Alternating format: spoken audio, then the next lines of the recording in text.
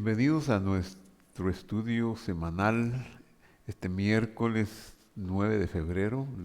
A todos los que están con nosotros les damos la más cordial bienvenida y como estos estudios quedarán colgados en las plataformas de YouTube y de Facebook, a los que más adelante lo vean también les decimos bienvenidos. En esta ocasión continuamos estudiando el Evangelio de Juan y el tema que desarrollaremos hoy es humillado. Leo Juan 14:2, dice así: En la casa de mi Padre muchas moradas hay, si así no fuera yo os lo hubiera dicho. Voy pues a preparar lugar para vosotros. Oremos. Padre que estás en el cielo, te damos gracias, Señor, por poder estudiar tu palabra, el regalo más hermoso que nosotros podemos tener. Así lo vemos. Gracias porque nos la diste y en ella encontramos el camino de la verdad, el camino de la libertad, de la vida eterna. Danos tu agraciada bendición para que podamos entender y escudriñar este pasaje. En el nombre de Jesús, amén. Muy bien. ¿A qué se refiere en la casa de mi Padre muchas moradas hay? En el estudio anterior hablamos algo sobre la Shejina, que es como la morada, como una abundancia de morada. Pero ¿cómo será ese lugar? Creo que necesitamos hacer un historial, ya que la historia comienza mucho atrás, muchos milenios antes de que estas palabras fueran dichas.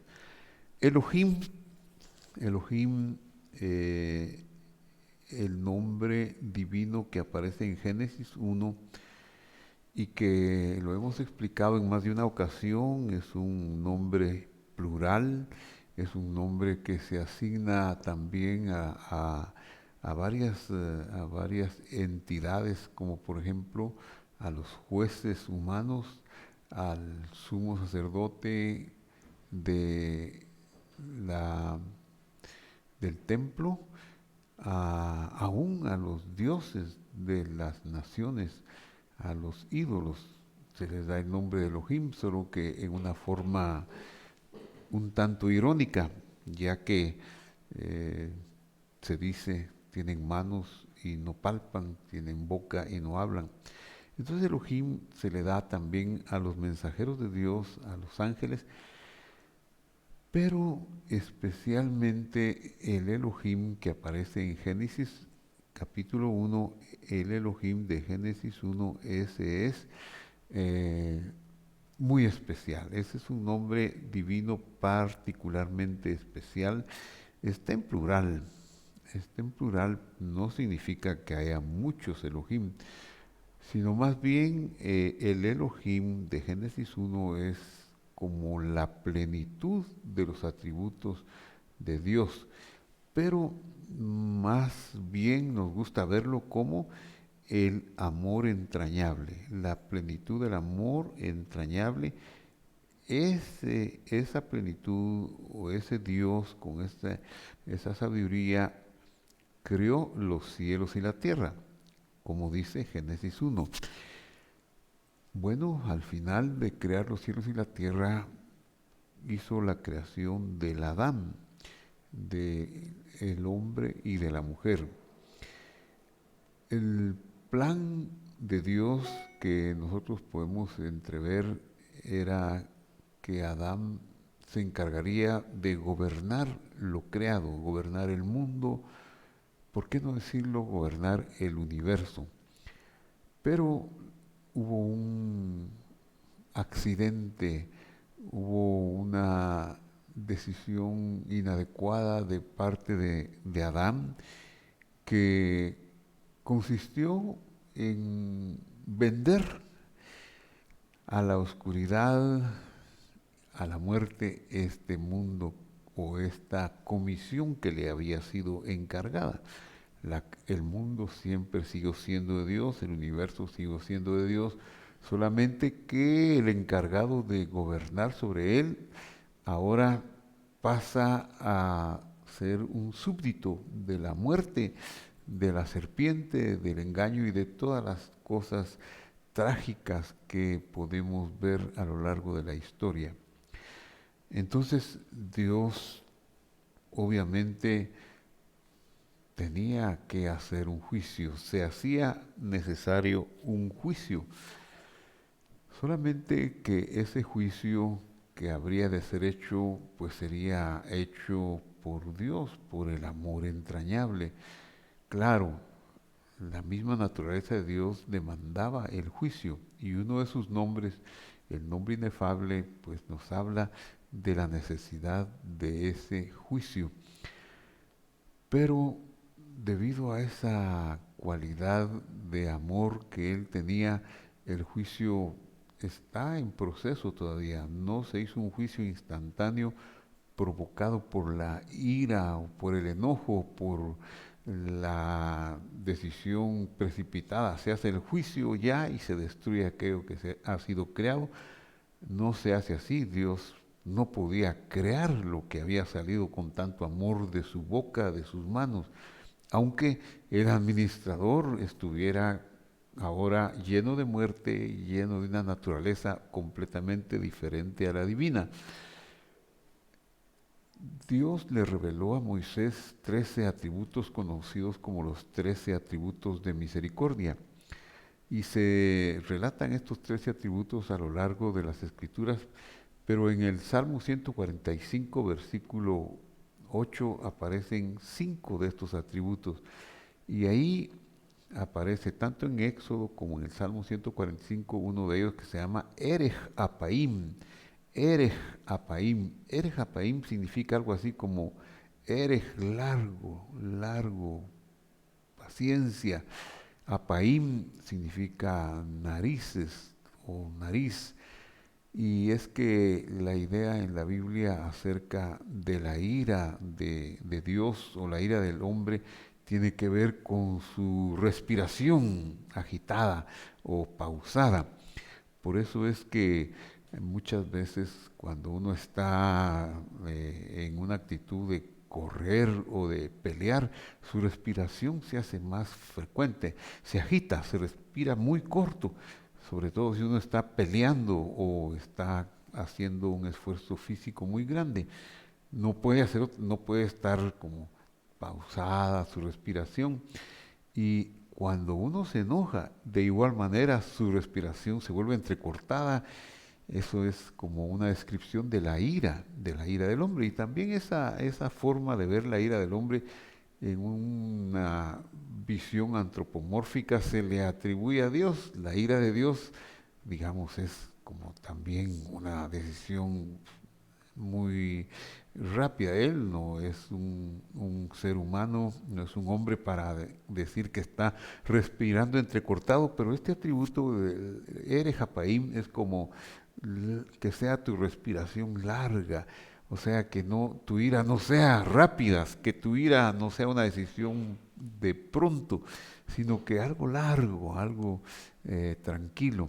Y este es un atributo de Dios. Entonces, manifestado ese atributo con relación a Adán y a la serpiente, no destruyó ni ha destruido todavía a la serpiente ni castiga a los malos. El Salmo 92 dice que uno cuando está en una torpeza, en una necedad, en una tontería, piensa que el mal tiene preponderancia y que casi que el mal va a existir siempre, pero dice que no, dice que ignorar a Dios es como pensar en eso.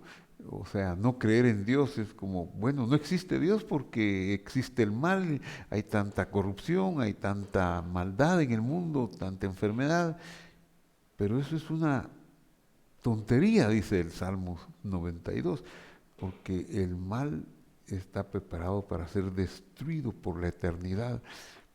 Sí, Dios va a destruir el mal, Dios va a acabar con la corrupción, pero está en ese proceso debido a su atributo de erejapaim, de largura de ánimo, de longanimidad o de una respiración muy pausada que ya lleva milenios. Entonces el primer hombre llamado a gobernar, pues cometió ese acto de rebelión que ameritaba un castigo terrible y necesario. A Dios le asistía el derecho de descender y borrar la vida y destruir el universo rebelde, como lo expresa y lo podemos ver en las palabras del profeta Isaías, versículo 1 del capítulo 64. Él dice, como poniéndose en esa visión del derecho de Dios de hacer la justicia para acabar con la provincia rebelde o el universo rebelde. Oh, dice, si rasgaras los cielos y descendieras y ante tu presencia se derritieran los montes, si como el fuego abrasador de fundiciones, fuego que hace hervir las aguas, así harías notorio tu nombre a tus enemigos y las naciones temblarían ante tu presencia, cuando haciendo cosas terribles, cuales nunca hubiéramos esperado. A Dios le asistía el derecho de hacer eso, pero no hizo eso. La prueba de que no hizo eso es que estamos teniendo este estudio y de que hay cerca de 8.000 millones de personas viviendo en este planeta en este momento. O sea, Dios no ha destruido el universo, Dios no ha destruido la Tierra, todavía seguimos existiendo. ¿Por qué? ¿Qué fue lo que Él hizo entonces? ¿Cómo procedió ante la rebelión, ante la enemistad, como lo declaran las Escrituras? Por cuanto todos pecaron, están destituidos de la gloria de Dios. Entonces, y que debido a eso vino la muerte. ¿Qué fue lo que hizo?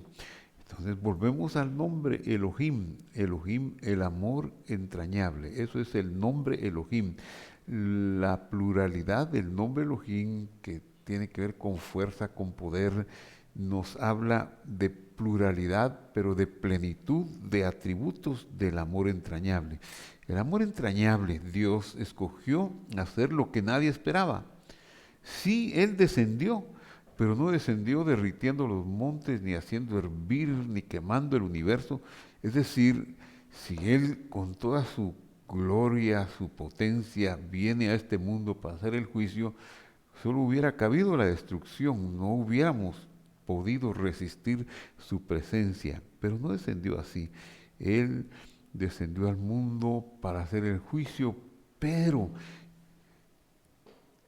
se fijó en su universo creado, se fijó en los animales, se fijó en sus planetas, sus estrellas, y se fijó en la humanidad y decidió salvar a la humanidad. Quizá no a todos, pero sí escogió salvar a alguien, a una parte de la humanidad. ¿Y cómo hizo esa salvación? Pues puso el juicio sobre sí mismo, el juicio que le tocaba a la humanidad, al universo, lo llevó sobre sí mismo. El profeta lo expresó de esta manera. Verso 4 de Isaías 64. Nunca nadie oyó, nunca oídos recibieron, percibieron ni ojo vio un Dios fuera de ti que hiciera algo por aquel que en él espera. Hiciera algo inesperado, algo nuevo. La Torá, la instrucción de Dios, lo explica de una manera extraordinaria en Deuteronomio 21, versículo 23, tomando la parte B nada más.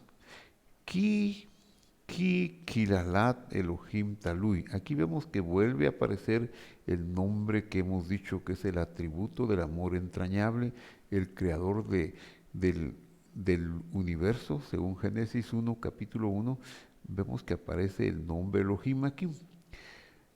Ahora, ¿qué dice esta frase? La frase nos pone una preposición, la preposición ki. Ki Kilalat. Porque maldito, dice, maldito es el Elohim, o maldito de Dios es el colgado. O se puede también entender, el Elohim colgado fue maldito, pero la palabra maldito la tenemos que entender en su acepción hebrea. Tiene dos acepciones, una es separado, como el divorcio, y la otra es disminución de honra. Y creo que la acepción que aparece en Deuteronomio 21-23 es la segunda, la disminución de honra. Entonces Dios, el Elohim, el amor entrañable, escogió ver disminuida su honra y de esa manera venir aquí a la tierra. ¿Quién es este Elohim? ¿Quién es este que disminuyó su honra? El ángel le dio el nombre, un nombre teofórico. Veamos quién es ese Elohim, que finalmente sería el Elohim colgado. Vayamos a Mateo capítulo 1, versículo 18, y leemos así: el nacimiento de Jesucristo fue así. Estando comprometida María, su madre, con José, antes que vivieran juntos, se halló que había concebido del Espíritu Santo. 1:19. José, su marido, como era un hombre justo y no quería infamarla, quiso dejarla secretamente. Una actitud muy elevada que no podemos calificar que cualquiera de los hombres pudiera tenerla. Es algo inconcebible lo que él enfrentó. Sin embargo, tenía una cualidad tan grande que tomó la decisión de no apedrearla, no pedir, no hacer un juicio para apedrearla o cualquier otra actitud eh, que resultara en una solución violenta a esta situación. Pensando él en esto, seguramente pensó en las cualidades de aquella mujer que había desposado, que había contratado para que fuera su esposa. Seguramente tenía conocimiento de las virtudes de ella, y ese acto ese hecho, esa evidencia de verla embarazada, así lo hizo tambalear, pero no de una manera negativa, sino que se puso a pensar qué pasaría, qué sería, qué sucedería. Pensando él en esto, un ángel del Señor se le apareció en sueños. Es decir, estaba muy profundo en su corazón ese acontecimiento. ¿Cómo fue? ¿Cómo pudo engañar? ¿Cómo pasó esto? Y pensando en estas cosas, tuvo una visita celestial. El mensajero celestial viene y le dice: José, hijo de David, es decir, José de la casa o de la descendencia de David, no temas recibir a María, tu mujer, porque lo que en ella es engendrado no es humano, no es como te lo imaginas, es del poder de la santidad de Dios lo que hay en ella. Y ella dará a luz un hijo. Ese es un acto sublime, sublime, misterioso, que no se puede, casi que no se puede entender. ¿Cómo es posible que haya un nacimiento sin la forma humana y natural de hacerlo? Es decir, le está diciendo el ángel: no hay otro hombre, José. Eso es lo que vengo a decirte, no hay otro, no hay otro hombre, pero tienes que recibirla, tienes que tomarla para que sea tu esposa, y tienen que formar una familia. Y ella dará a luz un hijo, y tú le vas a poner el nombre. El nombre hebreo generalmente era una cualidad, era una percepción que tenía el padre o la madre de la misión de aquel ser que habría de nacer, ya sea que supieran ellos, o porque Dios se los había revelado, o ya fuera que eso deseaban ellos que fuera. Pero aquí es no tienen que darle muchas vueltas a qué nombre le ponemos, sino que el ángel les dice: el nombre que le pondrás será Jesús, porque Él salvará a su pueblo de sus pecados. Esto tenemos que analizarlo. Jesús porque Él salvará a su pueblo de sus pecados. Este es un nombre, el nombre de Jesús, ¿de dónde viene? Y aquí podemos ver y lo vamos a analizar porque necesitamos profundizar y analizar en la naturaleza de ese acto que le llamamos como Dios vino al mundo, no partiendo los montes, no fundiendo los elementos, no destruyendo, sino para tomar el juicio sobre sí mismo. Pero ¿cómo entrar sin hacer notoria su presencia, su santidad y su poder? Y destruir con su solo acto de presencia el mal y la corrupción, pero destruir con ellos a todos nosotros también y todo lo que había creado. Entonces, veámoslo. El nombre que le fue dado viene del nombre inefable. El nombre inefable lo tenemos aquí. Este es un nombre que no sabemos su pronunciación.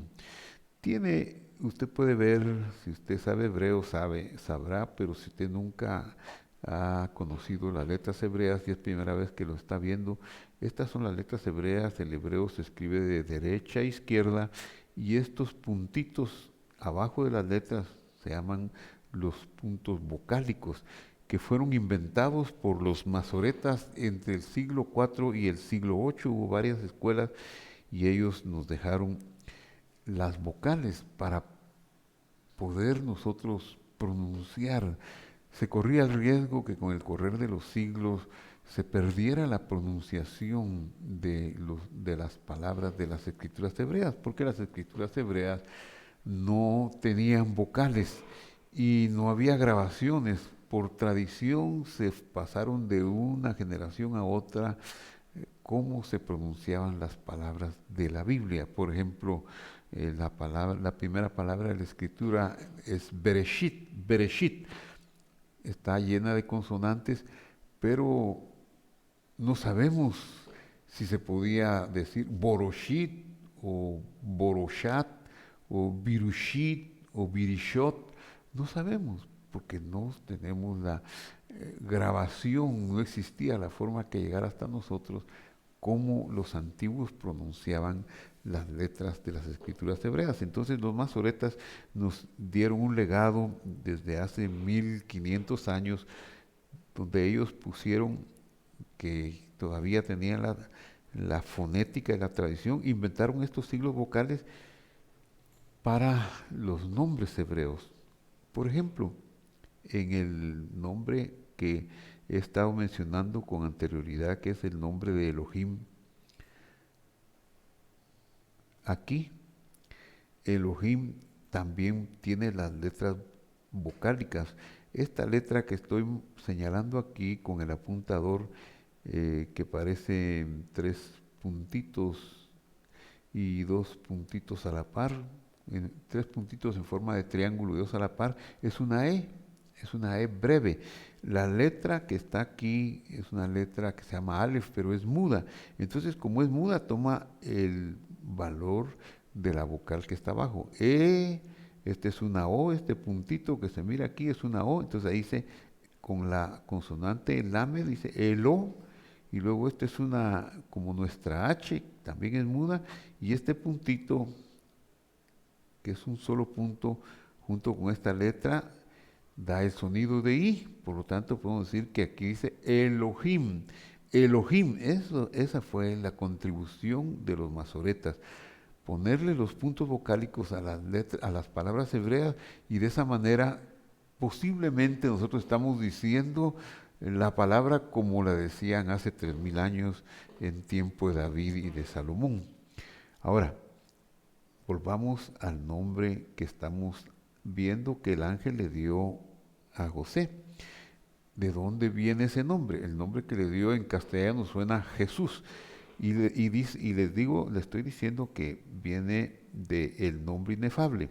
El nombre inefable de las cuatro letras, conocido también muchas veces como el tetragramatón o el nombre nada más, tiene los puntos vocálicos, pero estos puntos vocálicos son los masoretas crearon una forma muy interesante para poner estos puntos vocálicos en el nombre inefable. Como no es pronunciable, porque no sabemos su pronunciación, se perdió desde los días del segundo templo, entonces estas vocales no nos dan la pronunciación del nombre inefable, sino que son las vocales de la palabra Adonai. Por eso cuando aparece dos puntos aquí, un puntito aquí en forma de O y aquí la A en forma de esta como T pequeña, E o A, o lo que estamos diciendo es que este nombre debe pronunciarse como Adonai,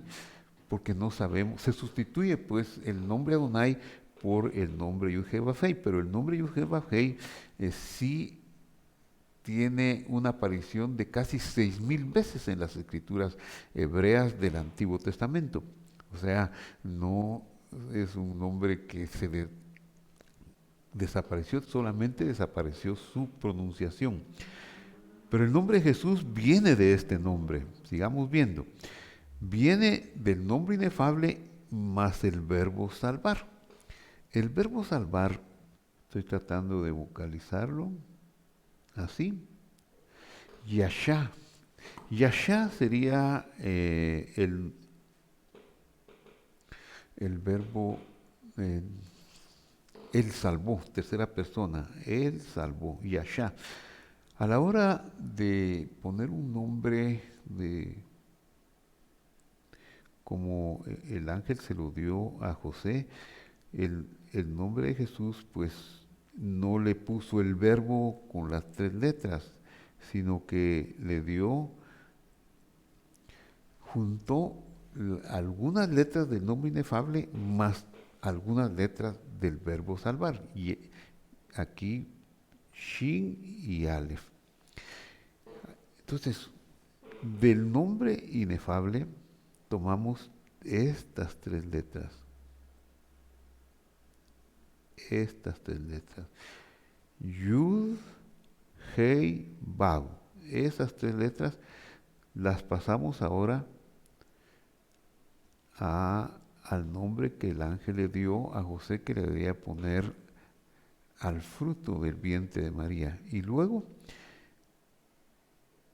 estas 2 letras del verbo salvar, pero no todas las letras del nombre inefable, solo 3, y no todas las letras del verbo salvar, solo 2. Entonces se forma de esa manera, en este nombre, se forma el nombre Yehoshua. Yehoshua, de derecha a izquierda, Yehoshua. Ese es el nombre que le fue dado por el ángel a José para que llamara al Señor Jesús, Yehoshua. Entonces, ¿cuál es el nombre de Jesús? El nombre en hebreo es Yehoshua. También puede decírsele de otra manera, se le puede decir Yeshua. Eso aparece en Nehemías 8:17. El nombre Yehoshua aparece muchísimas veces en la Torá, en el Pentateuco y también en los escritos, como el libro de Josué, porque es el nombre de Josué, el discípulo de Moisés, Yehoshua, son las mismas palabras y significa el Señor salva. Cabal lo que el ángel le dijo a José, le pondrás Yehoshua porque él salvará a su pueblo de sus pecados. Ahora bien, en castellano nos llegó a nosotros como Jesús. Y como Jesús le hemos cantado, lo hemos adorado, lo hemos amado, nos ha salvado. Ese nombre Jesús nos abrió las puertas de un conocimiento nuevo que nos llevan a la intimidad con Dios. Es un nombre magnífico, maravilloso. Hay mucha controversia sobre el nombre Jesús. Por supuesto que hay quienes de manera radical quieren excluirlo de su léxico y decir, no, el nombre de Jesús no es Yehoshua. Pues tal vez tienen razón, pero también tenemos que entender que este nombre, después de que se perdiera a lo largo de los siglos la conexión entre nuestros idiomas con el idioma donde se dio la Biblia, que es el hebreo, pasaron muchas cosas. A nosotros no nos llegó la predicación del Evangelio en hebreo, nos llegó en nuestra lengua nativa, el castellano, y nos llegó como Jesús. Pero para llegar a Jesús, ese nombre pasó por el idioma griego, del hebreo al griego, del griego posiblemente al latín y del latín finalmente al castellano. Ocurre que el idioma griego no tiene el sonido SH, shin, por lo tanto el griego no podía poner Yehoshua y tampoco tiene el sonido, la Y, aunque le llamamos Y, no tiene el sonido IE del hebreo. Entonces nos llegó como Jesús, Jesús, así aparece en los escritos griegos. Y al castellano, pues ya ni siquiera llegó como Jesús. Claro, el castellano tiene el sonido shin y podría haber dicho Yeshua, pero no nos llegó del hebreo, sino que nos llegó del griego, que no tiene la SH, y el castellano sufrió, es un idioma nuevo, así como lo conocemos, no más de 500 años, aunque empezó a gestarse en los tiempos del escrito del poema del Miocid, que eso es algo mucho más lejano, y ya había conatos del idioma, pero fue en el siglo XVI en que el idioma se fue formando y sufrió algunos cambios. Por ejemplo, la J vino a tomar el nombre del sonido I, y por eso nos quedó no Jesús, ni siquiera Jesús, nos quedó el nombre Jesús, pero eso no cambia las cosas. Si nuestro corazón ha tenido el nombre Jesús en adoración y en salvación, ese nombre hay que respetarlo y reverenciarlo. Claro que si podemos profundizar el conocimiento y saber que el nombre hebreo es Yehoshua, y eso tener en el corazón y adorarlo con ese nombre, sería muchísimo mejor. Entonces, dicho esto, pasemos a ver algo más. ¿Cómo entender este acto de amor del Elohim, del amor entrañable? No de venir a hacer el juicio inmediatamente, sino de disminuir su honra hasta ser colgado, como hemos dicho. Bueno, veamos 1 Corintios 2:6. Y ahí el Evangelio nos lo explica claramente. El Evangelio le llamamos al Nuevo Testamento. Dice Pablo, que es el autor de esta carta, dice, sin embargo hablamos sabiduría, Jomá. Si hablamos sabiduría es algo que necesitamos saber como un regalo que Dios nos da. No es una sabiduría humana, la sabiduría humana no ve estas cosas, tiene que ser una sabiduría del cielo. Si hablamos sabiduría, esa sabiduría del cielo entre los que han alcanzado madurez en la emuná, en la fe, llamamos fe, pero es emuná, y emuná tenemos que recordar que tiene que ver con la educación en la verdad, que es la palabra de Dios.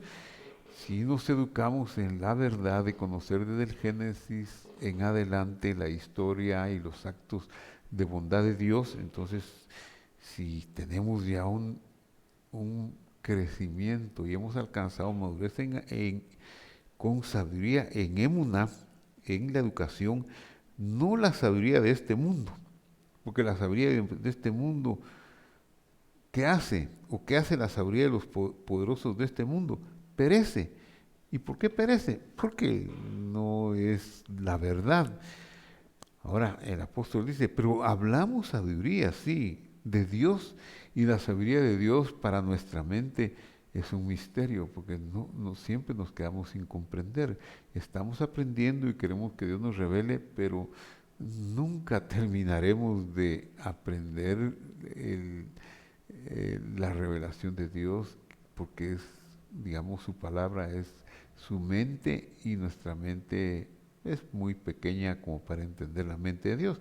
Por eso dice aquí, hablamos de esa sabiduría, esa jomá en misterio, sabiduría de Dios en misterio, la sabiduría oculta que Dios predestinó antes de los siglos de la eternidad para nuestra gloria. Es decir, si usted ve a Jesús como el que llevó el juicio sobre sí, como el Dios disminuido, como el Dios que habitó entre nosotros, a usted le fue dada esa revelación como como un acto de bondad y de gloria, porque ninguno de los poderosos, dice el verso 8, de este mundo conoció esa sabiduría, ya que si hubieran conocido esa sabiduría, nunca hubieran crucificado al Dios de la gloria. Judas nunca lo hubiera traicionado, Herodes no se hubiera complacido en zaherirlo, Pilatos lo hubiera libertado de verdad, y nadie lo hubiera condenado. Es que era estar condenando al autor de la vida, al Dios creador del cielo y de la tierra. Pero claro, no tenían esa sabiduría. Y si nosotros no tenemos esa sabiduría, no vamos a poder ver que Jesús es el Rey, su majestad, el Creador. Pero quiera Dios regalarme a mí, regalarle a usted esa gloria del conocimiento, de saber que Dios se disminuyó para traernos salvación y redención.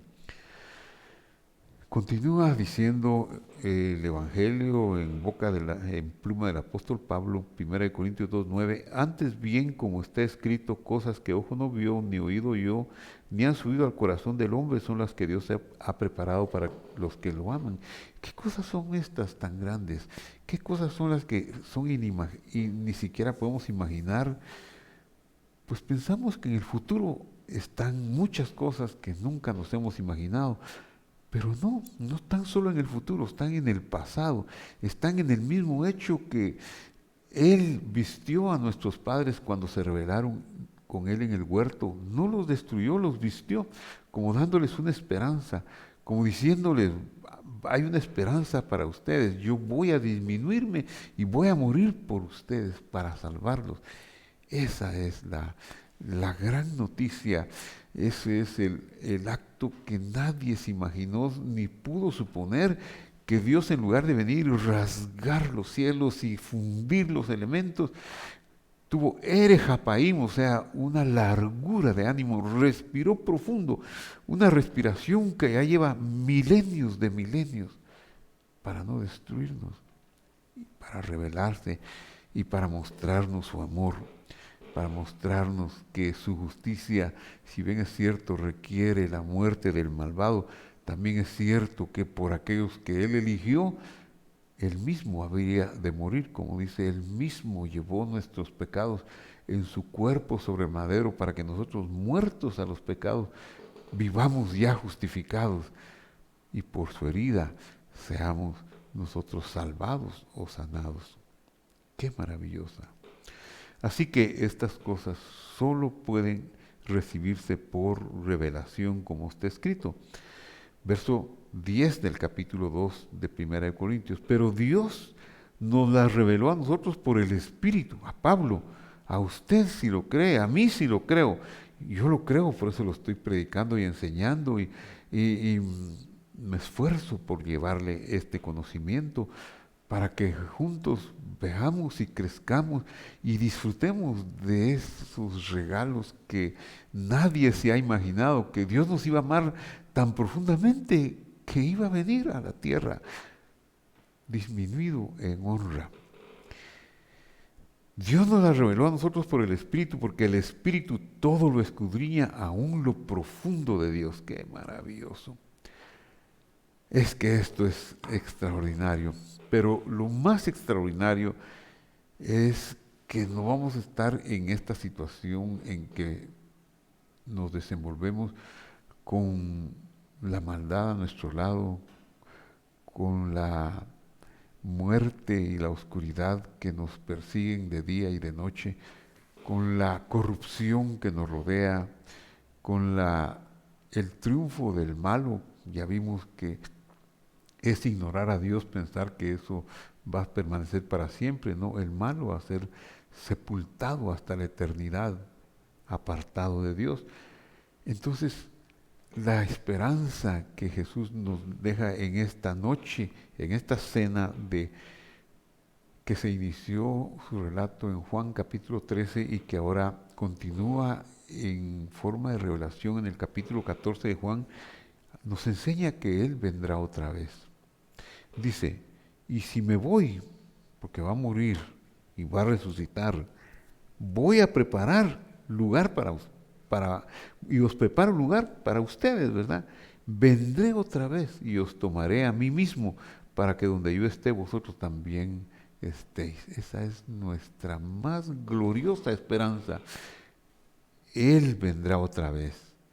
Él retornará. ¿Cómo retornará?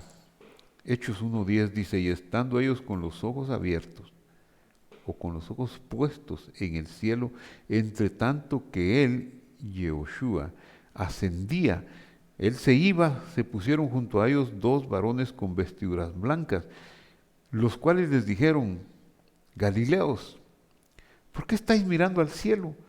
Este mismo Jesús que has visto tomando de vosotros al cielo, vendrá así como lo habéis visto ir al cielo. Él vendrá otra vez, retornará a la tierra. Su segunda venida, por supuesto, nos dará esas cosas. Ahora, lo que no había imaginado el hombre es que él se disminuiría y vendría disminuido a la tierra y hasta la criatura le negaría el agua que él creó y lo pondría en una cruz y haría que su sangre fuera derramada. Pero ese era el plan para el pago del precio de la deuda del pecado. La segunda venida no vendrá de la misma manera, vendrá con gloria, con poder para ser coronado en este universo que Él creó y que Él amó, murió por el universo, como dice la Escritura. De tal manera amó Dios el cosmos, entiendas el universo, con nosotros formando parte de Él, que dio la plenitud, que se disminuyó como un hombre, como Jesús al que conocimos. Esa es la grandeza del Evangelio. Esperamos su segunda venida, esperamos su retorno y cuando venga la muerte se terminará, cuando venga los muertos resucitarán, cuando venga todo lo que no es bueno, lo que no es gozo ni alegría, se terminará. Ven, Señor Jesús. Ven, Señor Jesús. Padre que estás en el cielo, ven, Señor, a la tierra.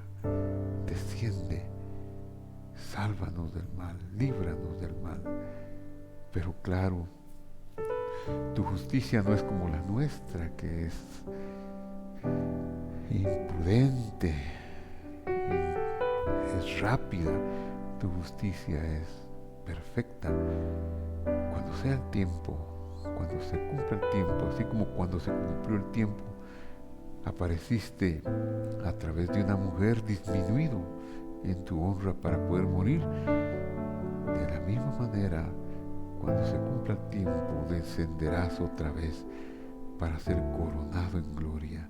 Y nosotros anhelamos ese día, anhelamos tu coronación. Gracias, Señor. Gracias, Señor. Damos las gracias en el nombre de Jesús. Amén. Bueno, qué bueno que estuvo con nosotros en este estudio. Sigamos aprendiendo de Jesús, de Dios, de su palabra, de su revelación. Lo esperamos el próximo miércoles, lo esperamos también en 2 intervenciones más que tenemos durante la semana, que son los domingos a las 9, en los mismos canales donde usted nos vio hoy, y en los domingos a las 10:25. Mientras tanto, la paz de Dios sea sobre usted y los que ama, y sea sobre todos nosotros. Hasta la vista.